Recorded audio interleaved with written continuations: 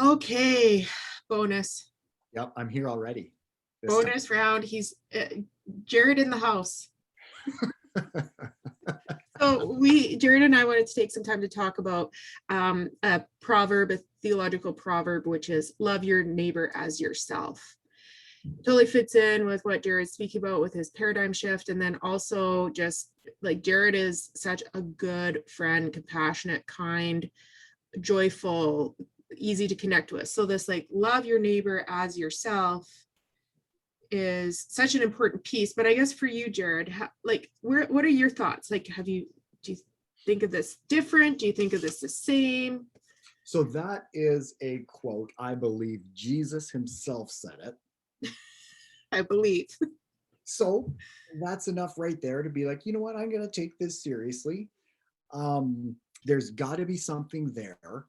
And most of the stuff Jesus said, I believe he said it because it almost went against what culture was doing and was the thought was important and actually got them ahead. So it actually flips the tables and says, maybe it isn't this whole thing, maybe it's not just about me, and elevating myself and getting more and more and being in control and being in the power position, right?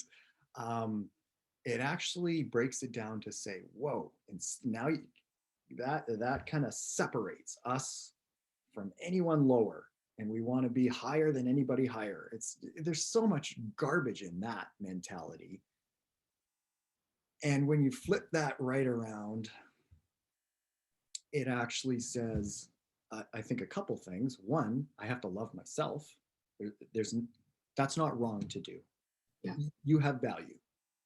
Don't devalue yourself to value someone else. Know your value so that you can give others value and have that equal. And if we're up there, what can I do? I'm not loving my neighbor as myself if I'm looking down on them. Like, what can we do to bring them up, to support them, to love them? Um, yeah, Yes. I love that, Jared.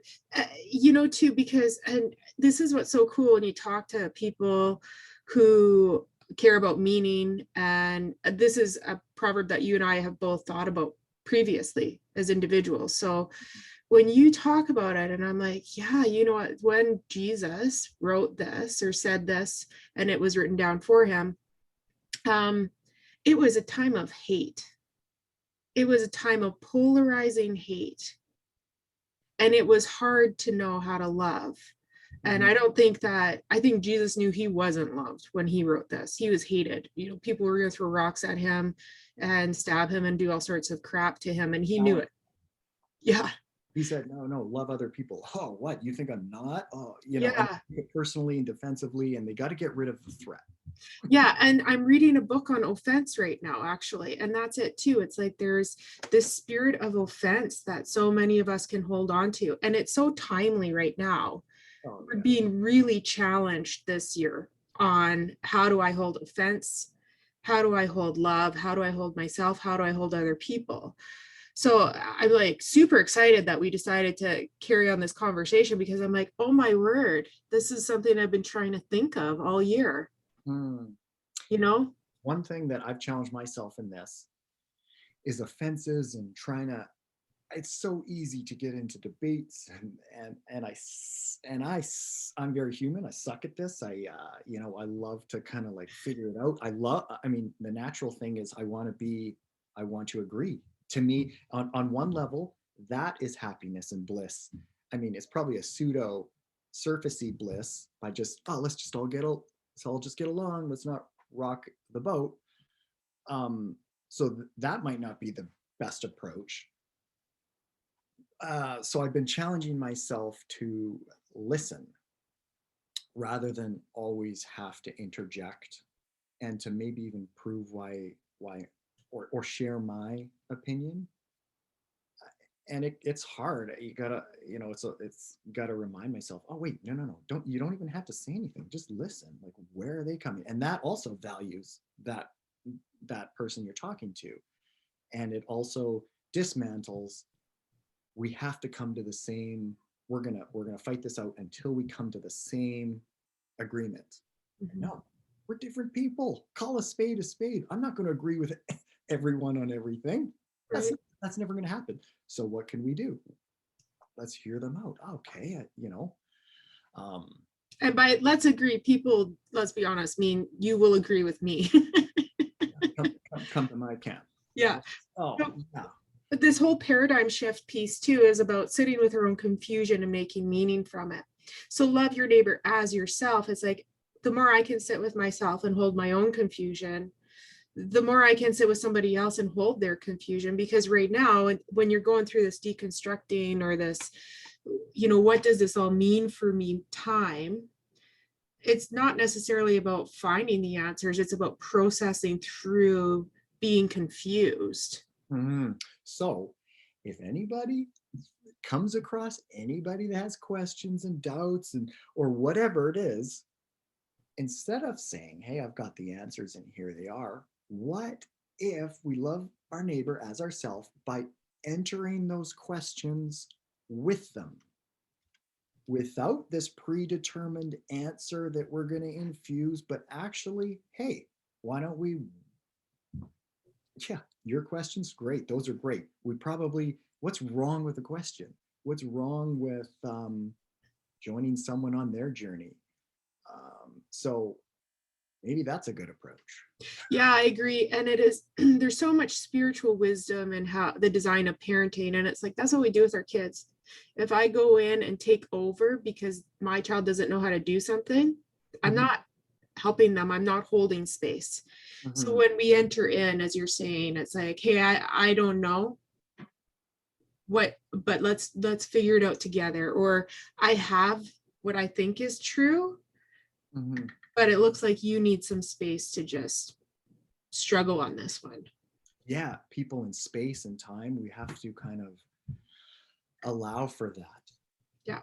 If we go in with one of our kids and it's just like, no, right now, boom, even though eventually, it is time to clean up. But if we just come in and they're boom, you got to do it now, now, now, my way, they're going to flip out and it's going to cause a bigger problem anyway. Um, or maybe we join them, or maybe we say, hey, when or what are you thinking? What's your, I don't know. No, that's true. That's true though. It is like, I think of cleaning up is such a great example. And it's like, okay, if I go in and I do it for my children, and then when they try and help and I'm criticizing them the whole time, so mommy does it right for you and look at what you're doing wrong. Or if I sit back and bark, I Mhm. mean, that's different than explaining, let's put all the blocks in this container because then we know where the blocks are. Can you help mom put the blocks there? Can Yeah. you help mom put the cars in here? And it takes more time and it takes patience. Yeah, but what? Yeah, and usually connection does. Connection Yeah. or results or just my way usually does take some time. Yeah. Connection, that's it. That love your neighbor as yourself takes time, takes connection, it takes patience. And that's really this powerful piece, the reinformed view of love that you're talking about. Yeah, maybe the next challenge, the first challenge for me was listening. Let me Mhm. grapple that. Maybe the next one is efficiency. Why does everything have to go so quick, so Yeah. fast? So next thing, check mark, check mark. Maybe we do just continue on breathing a little slower, Right. and we can do the things that matter, the things that connect, the things that are intentional. And it also leaves room for those questions that also bring life rather than automation, blind Mhm. automation.